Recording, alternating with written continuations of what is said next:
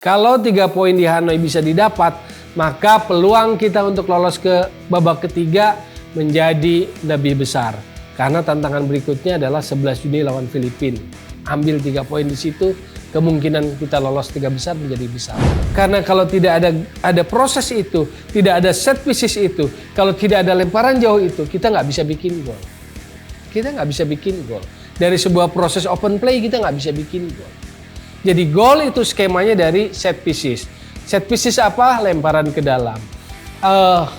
Itu adalah part of the game? Yes, part of the game. Tetapi keberuntungan seperti itu, gol dari langit seperti itu tidak bisa kita harapkan di setiap pertandingan.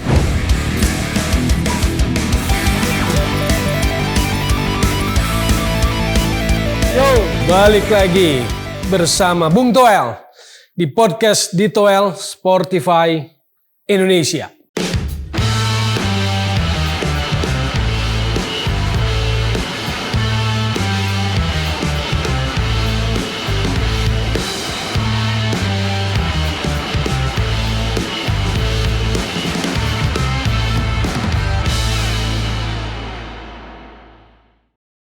Kali ini kita akan bicara soal Hanoi, tapi sebelum Hanoi ya kita ulas dulu apa yang berlangsung di GBK Senayan Jakarta kemarin. Hanoi memang adalah kunci, tapi sebelumnya kita lihat catatan ulasan Bung Toel soal pertandingan kemarin di GBK 21 Maret Indonesia menang 1-0 lewat gol Egy Maulana Fikri. Oke, yang pertama sebagai edukasi, sebagai informasi, ada hal yang menarik perhatian saya.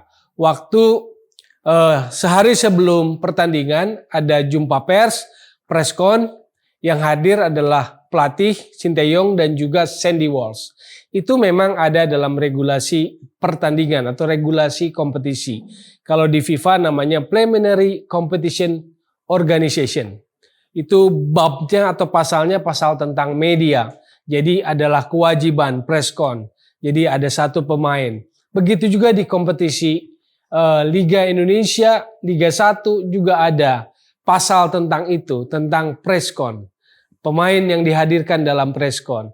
Nah, yang saya mau cerita, yang saya mau bagikan informasi, hal yang agak menjadi tanda tanya atau menjadi sebuah pelajaran untuk kedepannya supaya tidak menjadi abu-abu. Jadi waktu preskon sehari sebelum pertandingan, pemain yang dihadirkan adalah Sandy Walsh. Biasanya, lazimnya, pemain yang dihadirkan itu adalah pemain yang akan main dalam starting 11. Tetapi pada waktu pertandingan ternyata Sandy Walsh ada duduk di bangku cadangan. Dia tidak masuk di starting 11. Nah, ini kemudian menimbulkan tanda tanya. Kenapa? Karena dalam regulasi seperti Liga 1, regulasi kompetisi, itu tercantum dengan jelas bahwa pemain yang dihadirkan adalah pemain yang masuk dalam starting 11. Bahkan kalau bukan atau tidak jadi main di starting 11, pemain itu akan beresiko terkena sanksi. Ada sanksi denda. Di regulasi Liga 1 yang sekarang sanksi dendanya 20 juta. Bayangkan.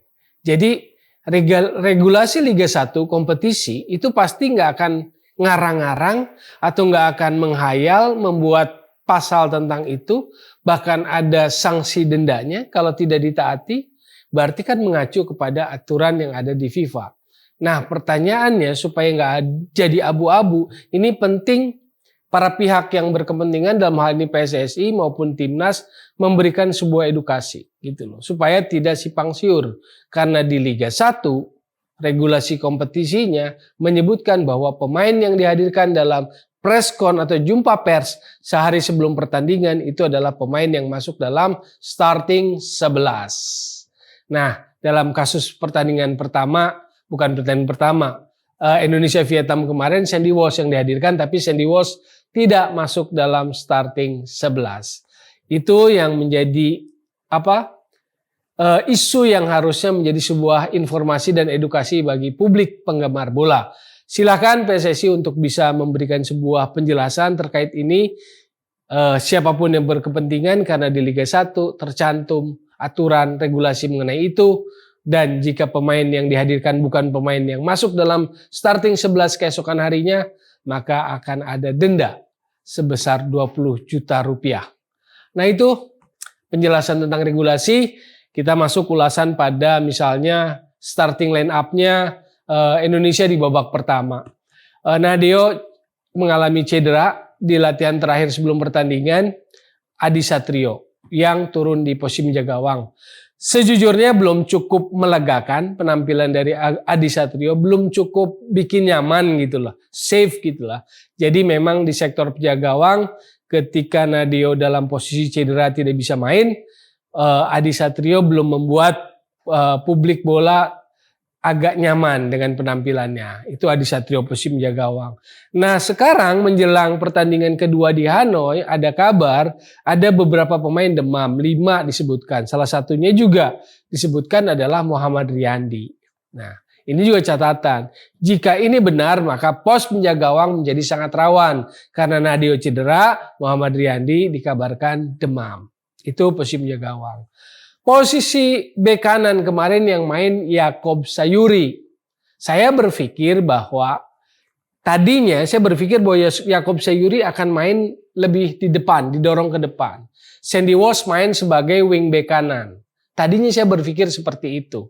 Kenapa saya berpikir Yakob Sayuri yang pada line up starting 11 itu main sebagai posisi wing bek kanan? Kenapa? Karena ini main di home, Indonesia butuh menang. Kenapa nggak dorong Yakob lebih ofensif?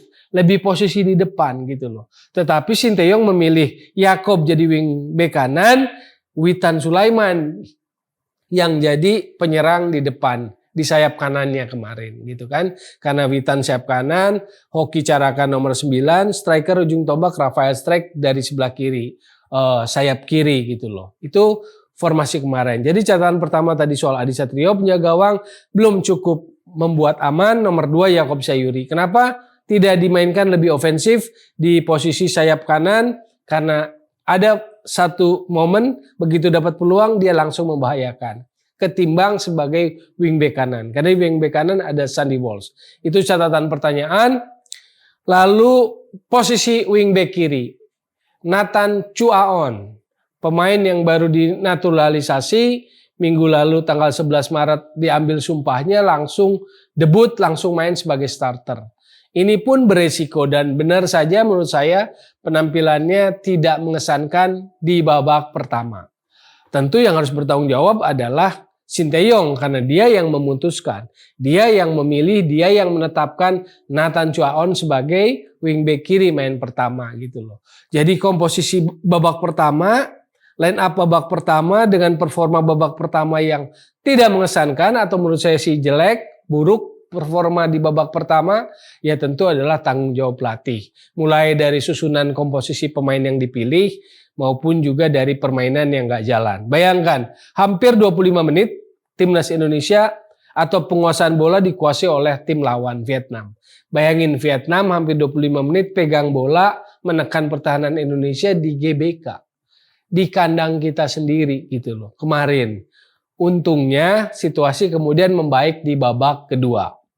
Oke, balik lagi ke line up dulu. Tadi satu tentang Adi Satrio, 2 Yakob Sayuri yang posisinya kenapa nggak didorong ke depan karena di pos wing bek kanan ada Sandy Walsh harusnya. Yang ketiga adalah tentang Nathan Chuaon yang tidak bermain mengesankan, bahkan Pratama Arhan jauh bisa memberikan kontribusi. Yang keempat, sebelum Hoki, saya mau bicara tentang Witan. Witan ya biasa-biasa aja bermain, tidak memberikan sebuah pembedaan, tidak memberikan sebuah ketajaman yang yang berarti bagi timnas Indonesia, penampilan Witan Sulaiman. Yang kelima tentu tentang Hoki Caraka. Hoki Caraka masih muda, 19 tahun, banyak disorot oleh pecinta bola, oleh media, oleh mantan pemain sepak bola karena penampilannya yang tidak mengesankan. Gitu loh. Jadi yang pertama yang saya mau bilang adalah sepakat Hoki Caraka adalah pemain potensial, pemain muda, harus dijaga. Dan di sini sebetulnya juga Sinteyong pasang badan. Betul, saya sepakat Sinteyong pasang badan saat ditanya tentang Hoki, tetapi ketika pasang badan dia yang seharusnya ambil tanggung jawab. Dia kan Sinteyong bilang jangan hakimi, jangan jatuhkan mental Hoki Caraka. Itu betul permintaannya, tetapi harusnya dia lengkapi karena sayalah yang bertanggung jawab. Karena yang memasang, menurunkan, memberikan kepercayaan Hoki Caraka untuk bermain sebagai starting 11 siapa? Kan Sinteyong. Artinya apa? Betul bahwa Hoki Caraka adalah pemain muda potensial, tetapi yang tahu timing paling tepat adalah pelatih. Jadi di sini butuh insting ketajaman dari pelatih untuk menurunkan kapan pemain ini bisa main di level seperti ini. Jadi saya lihat bahwa kesimpulannya Hoki Caraka belum siap main di level itu. Belum siap main di level lawan seperti Vietnam di pertandingan yang krusial untuk bisa harus ambil 3 poin gitu. Itu adalah taktik, itu adalah strateginya Sinteyong, tetapi ketika itu tidak jalan maka Sinteyong harus tanggung jawab dong. Jangan menghimbau publik, jangan menjatuhkan mental Hoki, tetapi dia harus ambil tanggung jawab. Karena dialah yang memasang, memberikan kepercayaan Hoki sebagai starting 11 gitu loh. Jadi dia yang harus ambil tanggung jawab itu. Pasang badannya adalah sayalah yang bertanggung jawab karena keputusan saya timingnya nggak tepat. Menurut saya belum waktunya buat Hoki main di level seperti ini. Kan main lawan Brunei oke lah di penyisihan kemarin gitu. Tapi seperti lawan Vietnam sepertinya masih berat untuk Hoki Caraka main di level seperti itu. Jadi ini tentu bukan salahnya Hoki, tetapi bagaimana pelatih punya naluri, punya feeling yang bagus, punya pandangan yang bagus, punya visi yang bagus soal timing. Kapan menurunkan Hoki gitu loh. Nah itulah pertanyaan lanjutannya. Kenapa nggak Sananta kan? Yang banyak ditanyakan oleh media dan publik gitu loh.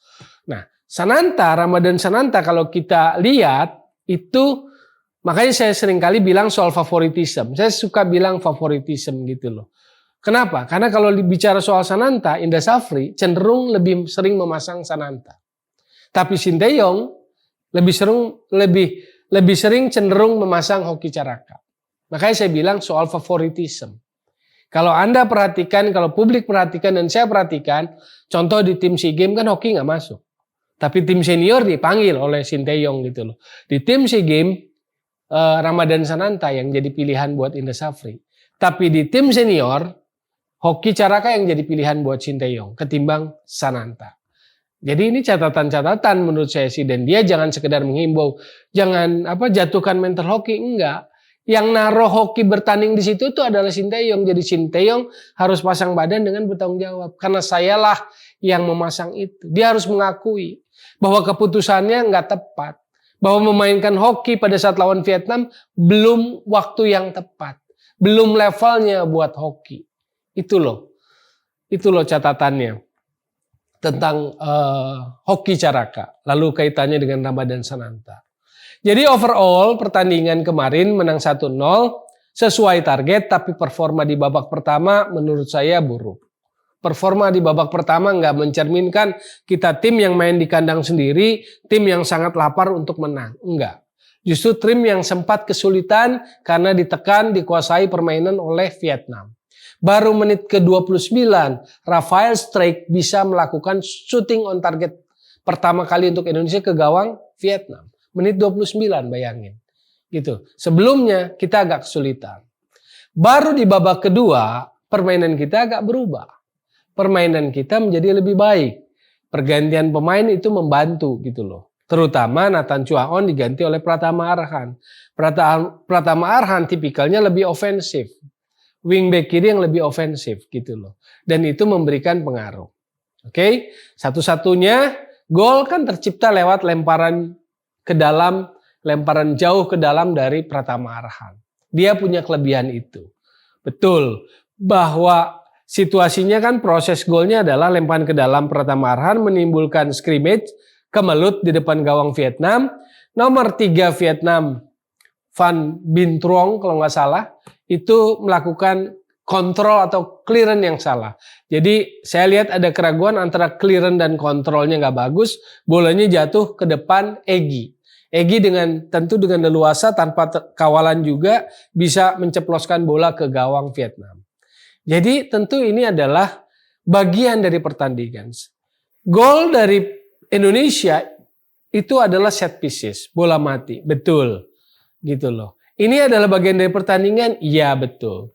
Tapi apakah ada keberuntungan di situ? Yes. Kalau publik bola sepertinya enggan menyebut keberuntungan netizen. Menyebutnya dengan gol dari langit. Jadi oke lah, kita sebut gol dari langit untuk untuk tidak mau menyebut keberuntungan. Saya ngelihatnya ada faktor itu. Karena kalau tidak ada proses itu, tidak ada set pieces itu, kalau tidak ada lemparan jauh itu, kita nggak bisa bikin gol. Kita nggak bisa bikin gol. Dari sebuah proses open play kita nggak bisa bikin gol. Jadi gol itu skemanya dari set pieces. Set pieces apa? Lemparan ke dalam. Itu adalah part of the game? Yes, part of the game. Tetapi keberuntungan seperti itu, gol dari langit seperti itu tidak bisa kita harapkan di setiap pertandingan. Dalam sebuah pertandingan, satu pertandingan mungkin kita mengalami gol dari langit itu, keberuntungan itu. Tapi kita nggak bisa mengharapkan gol keberuntungan itu dalam setiap pertandingan. Dalam setiap pertandingan yang harus jadi utama apa? Karakter bermain, identitas bermain, taktikal yang jelas gitu kan. Fleksibilitas taktikal yang jelas, baik saat bertahan maupun attacking. Nah kemarin kita sebetulnya nggak bisa progression yang bagus ke depan, terutama di babak pertama. Baru di babak kedua agak membaik. Kenapa agak membaik? Karena saya lihat juga permainan Marcelino lebih membaik di babak kedua. Dia lebih berani mengeluarkan skill individunya, berusaha melewati 1-2 lawan, dan itu agak mengacaukan pertahanan Vietnam. Itu perubahannya yang terjadi di babak kedua. Selebihnya memang kita belum punya proses open play yang bagus dalam menciptakan gol. Itu satu. Nah sekarang bicara soal pertandingan kemarin, 3 poin sesuai target. Gitu loh. Walaupun kalau saya bilang belum cukup mengesankan. Untuk sebuah pertandingan yang sudah dipersiapkan oleh PSSI sedemikian rupa. Kenapa saya bilang PSSI? Lebih khususnya lagi Ketum. Karena memang dalam hal ini Ketum Erick Thohir, saya harus bilang seperti itu, yang sangat habis-habisan bekerja keras beberapa hari atau beberapa pekan sebelum pertandingan untuk mensupport tim ini menjadi lebih lengkap. Salah satunya adalah faktor naturalisasi gitu loh. Jadi 3 poin ini penting. Secara performa belum mengesankan. Kalau istilah bolanya ugly win, main tidak mengesankan tapi menang gitu kan. Nah, kalau kita mau berpikir kritis, kalau kita mau berpikir lebih jernih, objektif, maka pertanyaan yang muncul adalah apakah ini adalah kecerdasan taktikal STY atau ini sebetulnya adalah kehebatan dari Ketua Umum PSSI Erick Thohir yang bisa memproses naturalisasi sebagai dukungan yang sangat luar biasa. Dengan kerja sangat cepat, dengan kerja yang sangat ngebut, tancap gas gigi 5. Jadi semua. Kalau saya harus perjelas, naturalisasi di era Ketum Erick Thohir ini ada 8 kalau nggak salah. Ya 8. Shane Patinama, Justin Hubner, Rafael Strijk, Ivar Jenner, 4. 5. Jay Ijes, 6. Nathan Chuaon, 7. Tom Hai, 8. Ragnar Oratmangun. Bayangin, sudah 8. Jadi makanya akan ada pertanyaan ini penampilan Indonesia yang bisa back to back lawan Vietnam ini karena satu kecerdasan taktikal STY atau satu sekali lagi kehebatan dari Ketua Umum PSSI memberikan support di belakang layar terhadap timnas Indonesia. Lewat apa? Proses naturalisasi. Yang 8 pemain ini. Yang kemudian di pertandingan itu kan main Jay, main Justin, main Nathan, main Ivar, main Rafael Strijk, main. Di starting line up 5. Babak kedua masuk Sandy Walsh. 6 main Sandy Walsh. Itu pertanyaan besarnya. Pertanyaan kritis, catatan kritis yang menurut saya sih kalau publik bola, pelaku-pelaku bola harus berpikir ke arah sana dalam menanggapi sebuah hasil pertandingan. Sekarang kita preview. Saya belum di Hanoi. Para pemain sudah berangkat di Hanoi pakai pesawat charter Garuda Indonesia. Di charter. Luar biasa fasilitasnya, luar biasa supportnya, luar biasa dukungannya. Lagi-lagi effort dari Ketua Umum PSSI. Ini nggak pernah terjadi di era-era sebelumnya atau jarang lah. Bukan nggak pernah. Nanti ada mantan ketua umum yang ngamuk kalau dibilang begitu. Jadi kalau bicara target di Hanoi apa? Tetap 3 poin. Karena kita menginginkan back to back tanggal 21-26 adalah 6 poin. Jadi target di Hanoi Selasa 26 Maret nanti itu adalah 3 poin targetnya. Kenapa? Satu, secara strategis. Kalau kita bisa 3 poin di Hanoi, itu artinya itu adalah kunci. Kunci untuk buka pintu maju ke babak berikutnya. Kalau kita bisa ambil 3 poin di Hanoi sebagai kunci, maka kita hanya tinggal menang lawan Filipina tanggal 11 Juni. Kalau kita mengabaikan pertemuan dengan Irak. Ini bahasan lain lagi lah untuk lawan Irak. Saya mau perdalam itu nanti. Tetapi kalau kita kesampingkan Irak tanggal 6 Juni, maka berikutnya adalah tanggal 11 Juni lawan Filipina. Maka 3 poin di Hanoi adalah kunci. Kalau 3 poin di Hanoi bisa didapat, maka peluang kita untuk lolos ke babak ketiga menjadi lebih besar. Karena tantangan berikutnya adalah 11 Juni lawan Filipina. Ambil 3 poin di situ, kemungkinan kita lolos 3 besar menjadi besar. Itu alasan pertama kenapa targetnya di Hanoi Selasa 26 Maret harus 3 poin. Oke? Itu alasan pertama. Alasan yang kedua apa? Kita bicara Vietnamnya. Vietnamnya nggak sehebat yang kemarin-kemarin, jujur aja. Nggak sehebat Vietnam era Park Hang-seo. Kemarin lini depannya strikernya nggak kuat, attacking midfieldnya mereka nggak punya. Mereka hanya punya nomor 8 semua tuh, posisi nomor 8. Kebetulan posisi nomor 8 salah satunya kaptennya kan, nomor 8. Do Hung Dung. Lalu nomor 14 juga karakter nomor 8. Nguyen Huang Duc. Dia nggak punya pemain nomor 10. Dia nggak punya attacking midfield, gelandang serang yang bisa mempertajam lini depan. Jadi secara teknikal Vietnamnya nggak sehebat Vietnam era kemarin, era Park Hang-seo. Jadi ini peluang. Yang pertama tadi soal strategi, ini yang kedua kenapa harus 3 poin. Yang ketiga amunisi kita kan nambah. Amunisi kita kan nambah. Sangat besar kemungkinannya Tom Hai dan Ragnar Oratmangun bisa main. Sangat besar kemungkinannya. Jadi itulah 3 alasan yang menurut saya bisa menjadi alasan kuat kita harus ambil 3 poin di Hanoi. Plus Asnawi udah bisa main lagi kan. Asnawi udah bisa main lagi gitu loh. Meski belakangan ada kabar ada pemain yang demam. Soal demam ini saya lihatnya 2 hal. Kalau kita lihat secara positif ini Cywar media sebelum pertandingan. Memberikan sebuah kelengahan buat Vietnam. Oh, pemain Indonesia ada demam. Ada Sandy Walsh demam, Ivar Jenner demam, Rafael Struijk demam, Nadeo cedera, Muhammad Riyandi demam. Bayangin. Nadeo cedera, Muhammad Riyandi demam. Berarti penjaga gawangnya cuma 1 dong. Ini bisa menciptakan sebuah kelemahan. Mengangkat Vietnam untuk kemudian ini. Walaupun kita ragu lah ya. Vietnam juga pasti ngotot main di Hanoi untuk ambil 3 poin. Tapi kalau dari sisi positif itu Cywar. Kalau dari sisi negatifnya, ini hal yang buruk. Kalau memang para pemain ini demam. Atau jangan ini dijadikan alasan. Karena saya baca modusnya selalu seperti itu.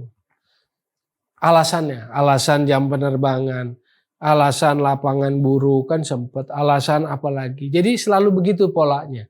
Jadi jangan ini hanya sebagai sebuah alasan. Nggak perlu ada alasan lagi. Sinteyong nggak perlu alasan lagi, timnas Indonesia nggak perlu alasan lagi. Targetnya 3 poin di sana, gitu loh. Oke, sebagai penutup dari preview, saya mau prediksi line up untuk Indonesia. Penjaga gawang, saya bukan pastikan. Jadi kalau Nadeo belum pulih, ya pasti Adi Satrio lagi di sektor penjaga gawang.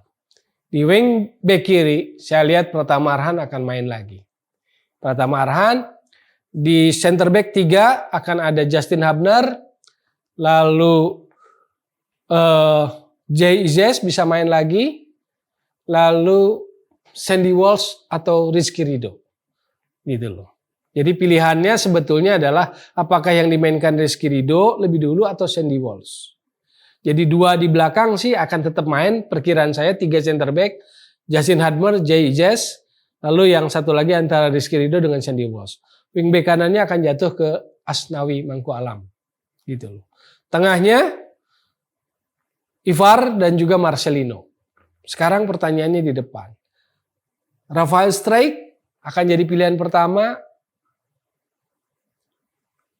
Di tengahnya Ivar dan Marcelino tetap, akan ada Tom Hai dan juga Ragnar. Jadi mungkin Jika urusan perpindahan federasinya beres sebelum 26 dan itu mungkin bisa saja dikebut, sangat mungkin bisa dikebut, maka di depannya akan ada Rafael Struijk, Ragnar, dan Tom Hai.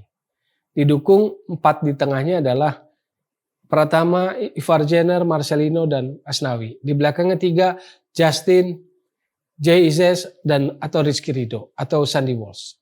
Seperti itu. Itu prediksi line up starting 11 Indonesia di Hanoi, Vietnam. Target 3 poin. Supaya apa? Itu kunci untuk membuka pintu melangkah ke babak selanjutnya. Membuka pintu lebih besar. Bukan sudah memastikan, tetapi membuka pintu lebih besar. Inilah podcast Tituel kali ini. Tetap terus kita pantau perkembangan Timnas Indonesia karena kita ingin Timnas kita maju ke babak berikutnya. Sportify Indonesia. Ciao.